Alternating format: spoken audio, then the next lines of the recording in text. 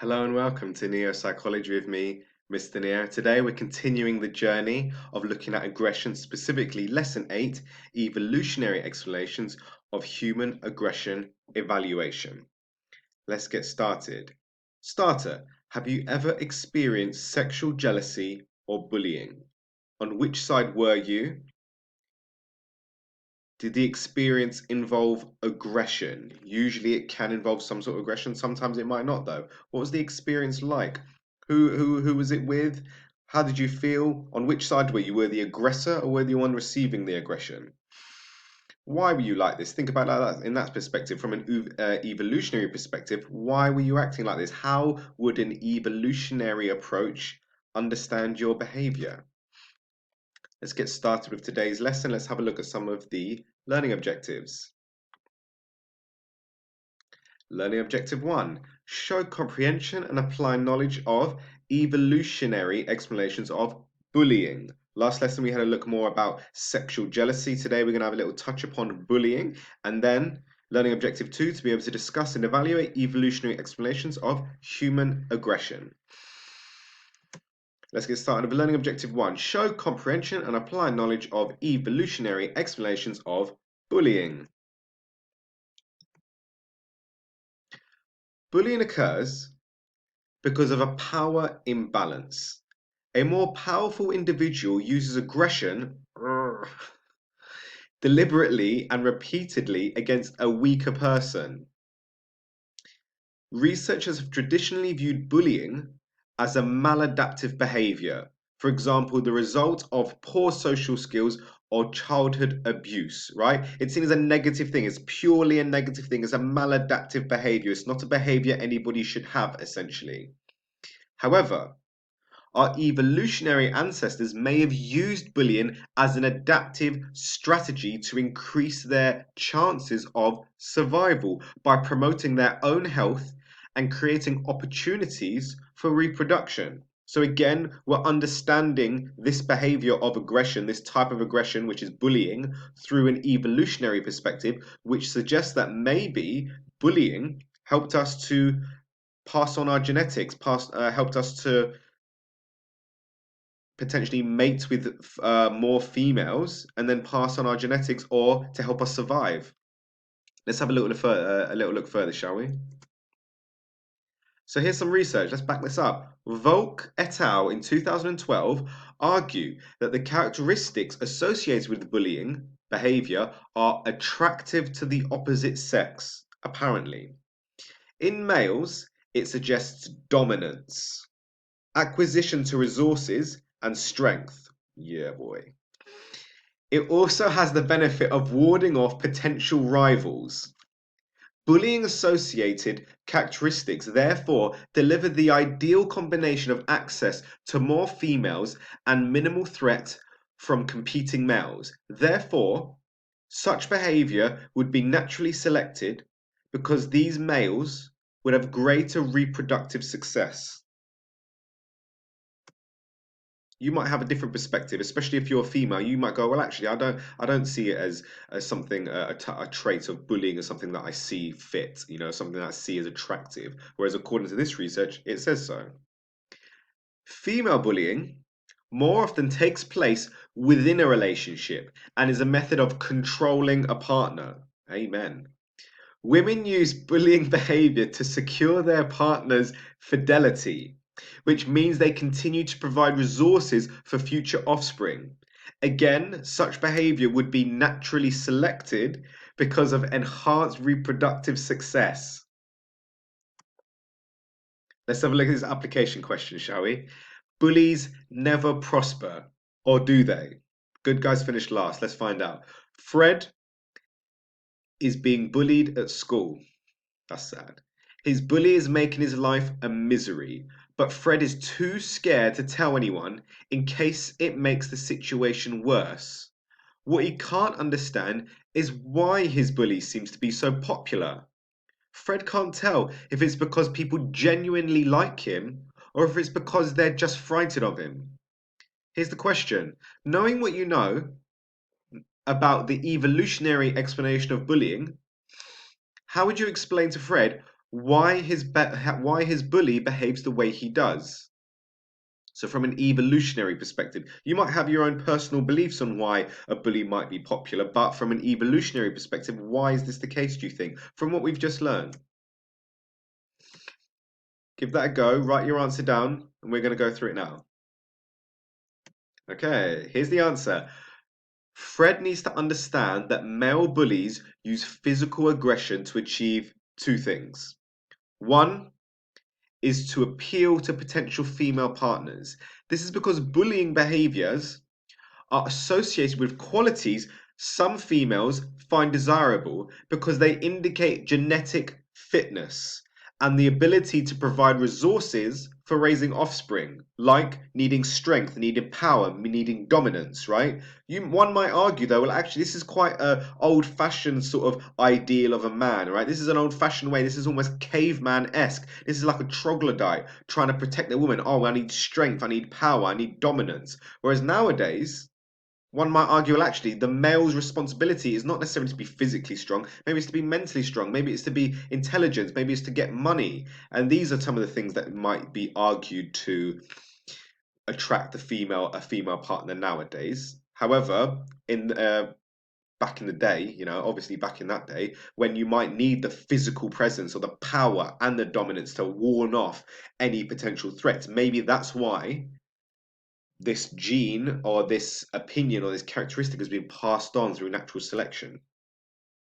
The other is to fend off rivals, reducing or eliminating the threat of competition from other males like Fred. Research suggests that Fred's bully is popular because the old-fashioned view of bullies as lacking social skills is wrong. Bullies are often adept at making themselves accepted, and they are charming and skilled in manipulating others in some cases. And there we go. That's the evolutionary explanation of bullying. Identify one thing you learned about the evolutionary explanation of bullying. What have you learned? Why do you think learning about evolutionary explanations of bullying is important? Well, one reason why it might be important is because it will help us understand bullying behavior better. Instead of just putting a poster up in the school, stop bullying, don't be a bully, that's not going to help anyone really. It will help us understand why people are bullying. How does the evolutionary explanation of bullying apply in real life? Well, it applies to actual bullies. If you can understand their evolutionary explanation of why people bully, maybe you can use that and apply that to real life to try and prevent bullying later on. Maybe you can use those understandings and go, well, actually, the reason why they're bullying is because of this. And maybe you can come up with ways of prevention. And then finally, what questions has evolutionary explanations of bullying raised for you? What are you still wondering about? What are you still wondering about? Let me know. Send me an email if you have any questions.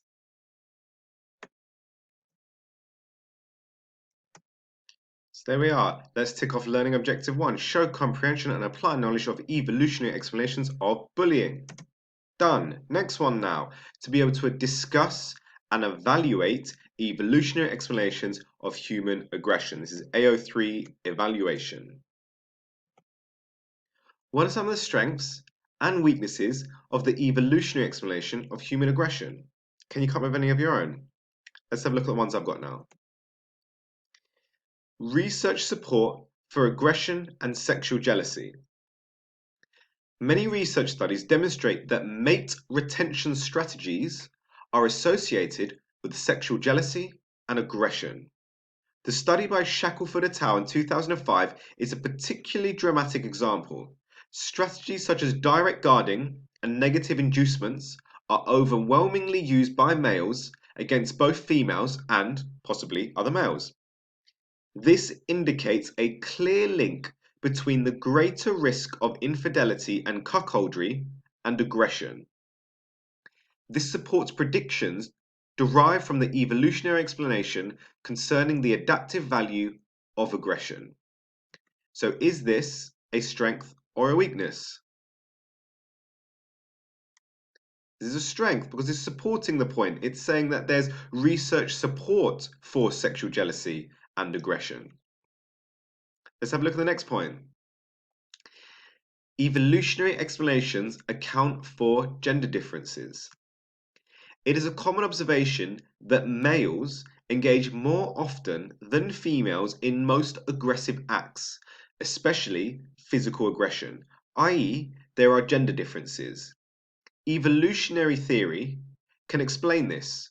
For example, Anne Campbell argues that a female with offspring is more associated to be less aggressive because such behavior would not only put her own survival at risk, but also that of her child. So, a more adaptive strategy for females is to use verbal aggression as a means of retaining a partner who provides resources and to avoid becoming involved in life threatening situations involving physical aggression. So, what they're suggesting is females are less aggressive than males. And the reason why they think females are less aggressive than males is because they think it wasn't, from an evolutionary perspective, it wasn't necessary for them to get involved in physical altercations because one, it would put themselves at danger, and two, it would put their child that they're essentially looking after in danger as well. Because the female has taken on the role of the nurturer, whereas the male took on the role as being the aggressor and being the protector. This would explain why women are more likely than men to use non-aggressive methods of resolving disputes.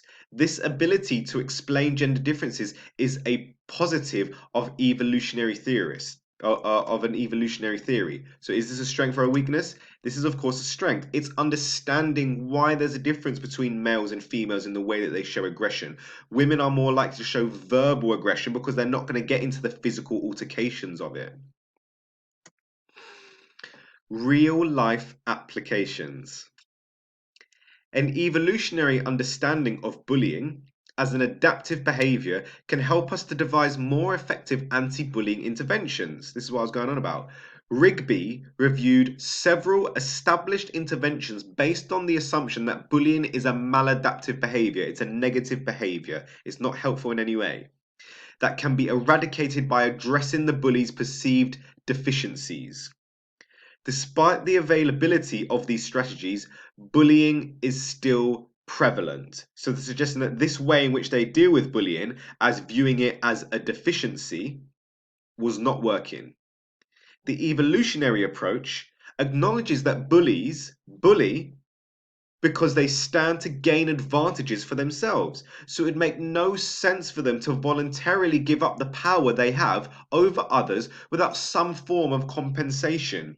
Volk et al. Argue that anti bullying interventions therefore need to increase the costs of bullying, so bigger sanctions. So if there was something, if they know they're going to bully, there's going to be really big consequences for their actions, and the rewards of pro-social alternatives. They need to increase the rewards of pro-social. If they're not bullying, you need to increase the rewards for that. So it's just positive.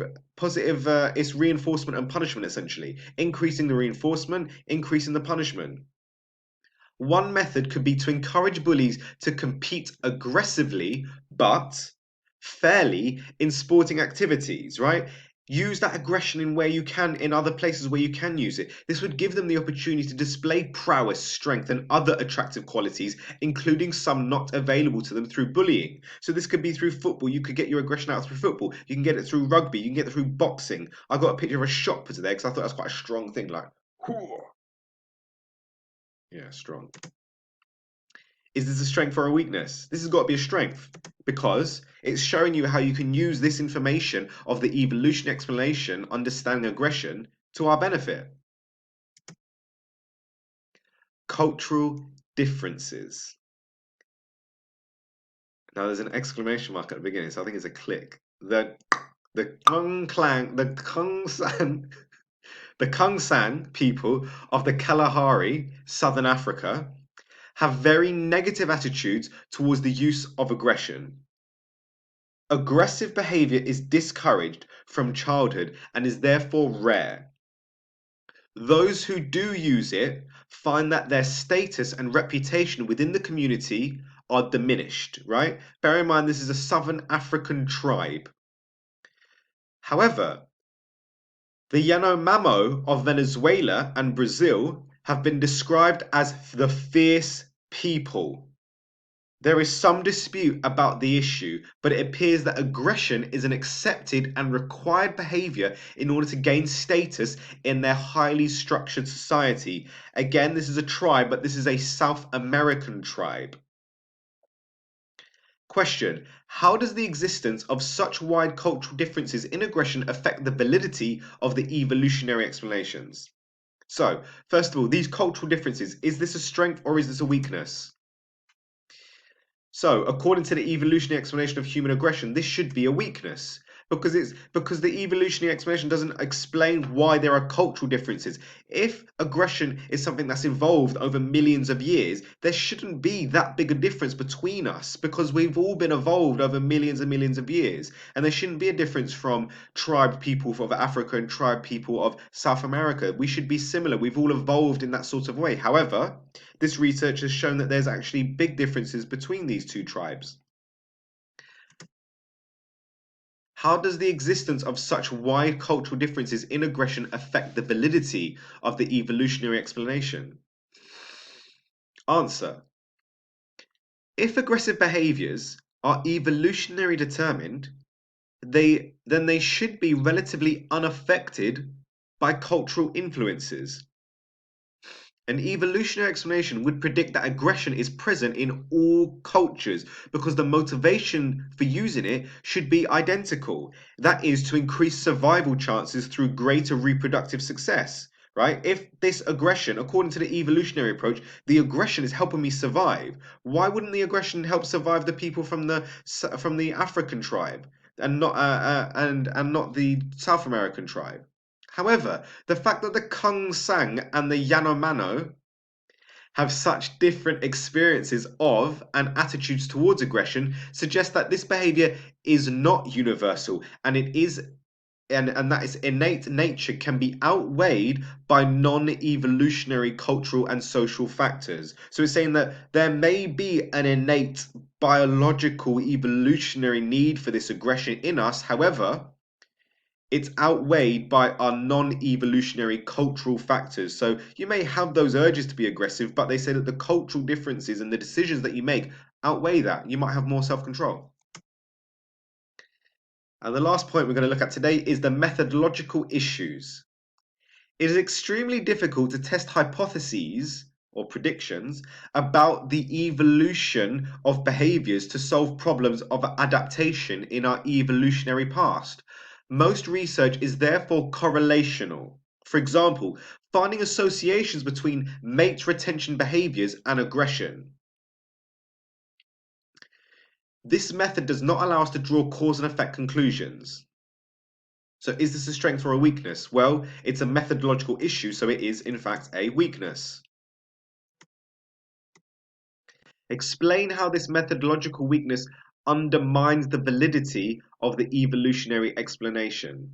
Here's the answer. Write your answer down before you have a look. Write it now. Let's have a look. Answer: even a very strong correlation between aggressive behavior and evolutionarily influenced characteristics does not allow us to conclude that sexual jealousy, for instance, causes aggressive behavior. How do we know that it's not the behavior that is causing the aggressive behavior is causing the sexual jealousy? Because these two variables are just measured and not manipulated, correlational research can never rule out the effects of other factors on aggressive behavior, like cultural differences, for example. So there we go. Here's a question. Outline one strength and one weakness of the evolutionary explanations of human aggression. Answer the question in a peel paragraph structure, right? This is something I want you to get lots of practice on. It's going to be absolutely invaluable to you when you go into the exam, right? Especially in those essay questions. In a 16-mark question with no application, there's 10 marks for evaluation. 10 marks means you need 5 evaluative points, like the 5 we just went through now. Each one of those should get you 2 marks each, and you're more likely to get 2 marks for those evaluative points if you put them in a peel paragraph structure. Give the point. What's the point? Is it a strength? Is it a weakness? Give some evidence to back up your point. right? Who did the research? Can you give the name? Can you give the year? If you can, brilliant. What were their findings? How did it support it or did it refute it? You can give evidence to show that this isn't the case even. Explanation. Explain your point a bit further. Explain why this is a strength, why this is a weakness. And then again, link it back to the question. Make sure you're specifically answering the specific question that you're answering, right? It's about aggression, right? Are you actually talking about aggression? Have you forgot to link sexual jealousy to aggression? Have you just spoken about sexual jealousy and not really related and how those two are linked together? And there's the evaluation. Identify one thing you learn from the evaluation. Why do you think learning about the evaluation is important? How does the evaluation apply in real life? And what questions has the evaluation raised for you? What are you still wondering about?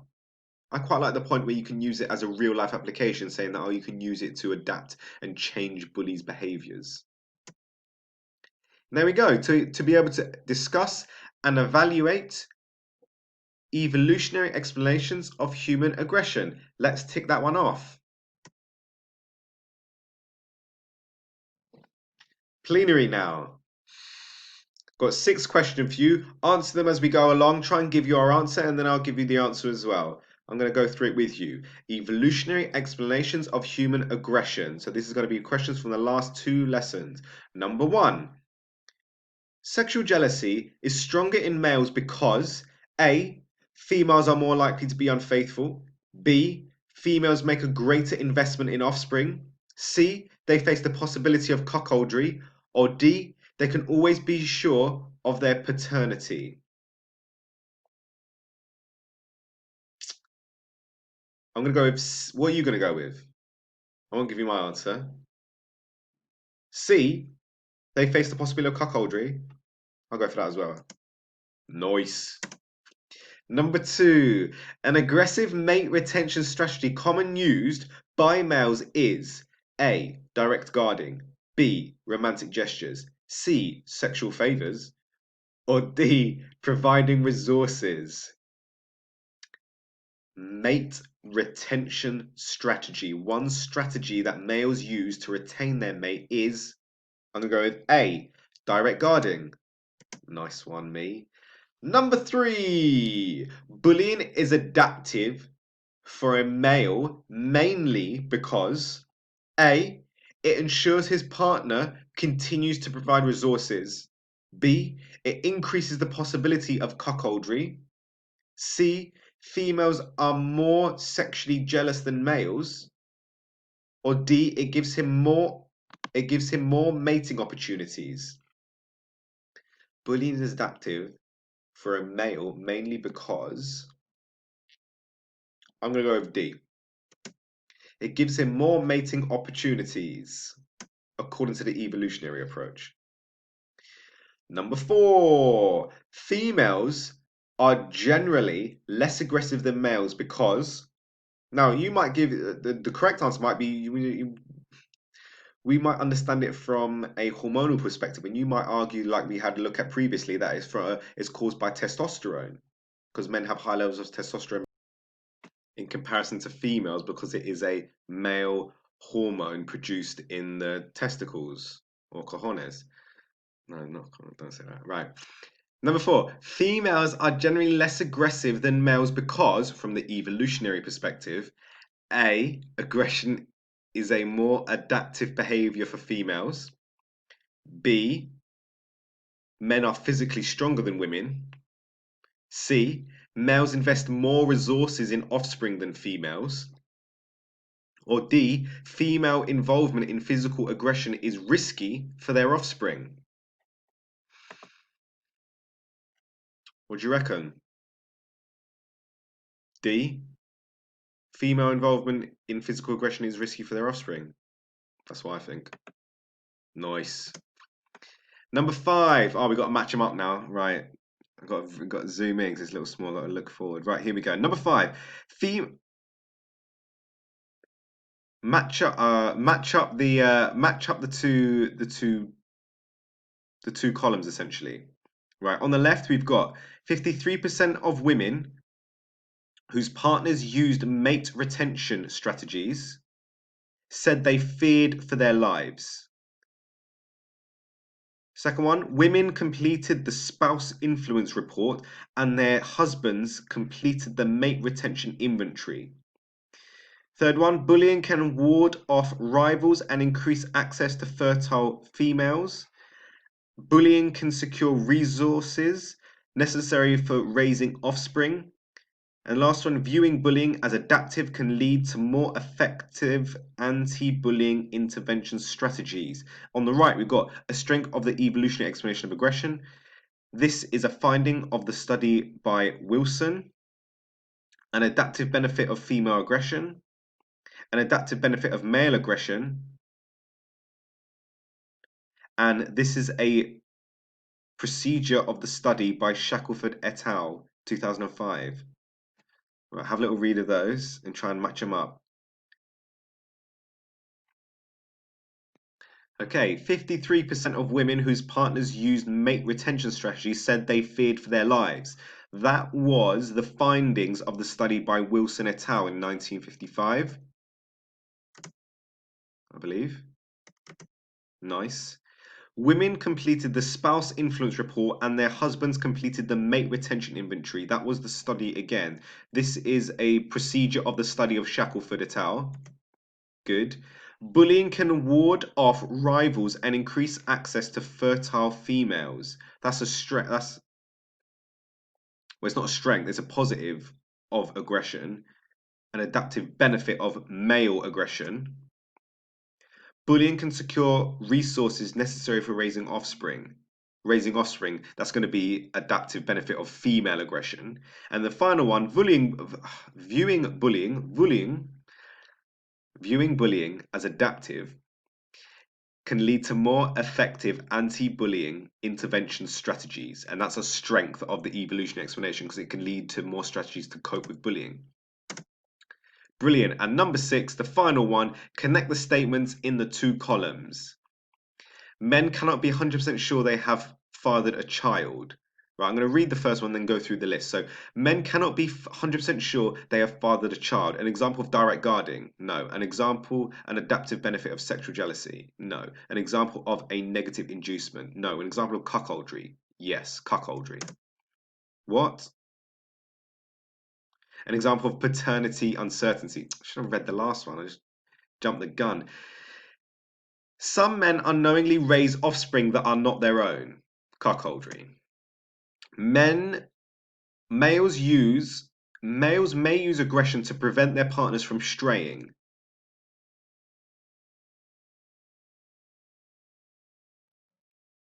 Let's go to the next one. A man checks up on who his partner is seeing, that's guarding. A man threatens his partner with serious consequences if she's unfaithful. That's sexual jealousy. So males use aggression to prevent their partners from straying. That's an adaptive benefit of sexual jealousy. Direct guarding is seeing who she's been with. And then the last one is an example of negative inducement. A man threatens his partner with serious consequences if she is unfaithful. Don't do that, guys. That's so lame. Be a bit more secure in your relationship. How many of the questions did you get correct out of 6? Did you do 100% like I did? Yeah, I got 100%. What? This article provides more detail about the research study by Tony Volk and his colleagues into whether bullying could be considered an adaptive behavior, i.e., it brings benefits for bullies. So have a look at the link if you want to look. If you would have to look at, in that piece of research in a bit more detail, that would be good. Otherwise, thank you for coming to the lesson today. It was really nice having you all. It's nice to see you all. It's always a pleasure. Today was lesson 8, Evolutionary Explanations of Human Aggression Evaluation. Be sure to write up your notes and email them to me before the end of the week. Well done, my neo-psychologist. Keep up the brilliant work. I've been Mr. Neo. God bless and peace.